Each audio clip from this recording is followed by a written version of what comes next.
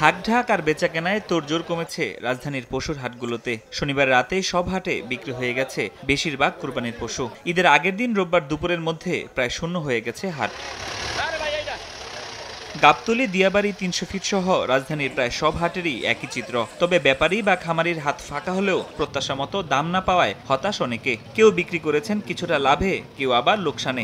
এবারের মতো যে বাজার, গরু লালন পালন করে এবারের অনেক খামারি লসে আছে।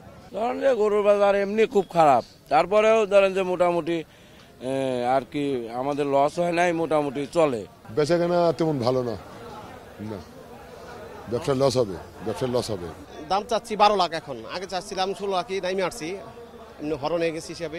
3টা বিক্রি হয়েছে, 2টা আছে, মানে ওই যে মতো আশা করেছিলাম মতো হয়নি, লাভ হয়নি, লোকসানের পাল্লার দিকে আর কি। খুঁজে ফিরে কুরবানির পশু কিনতে পেরে খুশি অনেক ক্রেতা, আবার স্বাদ ও সাধ্যের মধ্যে না আসায় এখনো হাটে হাটে ঘুরছেন কেউ। চলছে প্রেডিকশন গেম নগদ অ্যাপে। প্রেডিকশন করে জিতুন জিক্সার বাইক, টিভি, স্মার্টফোন সহ আরো অনেক পুরস্কার।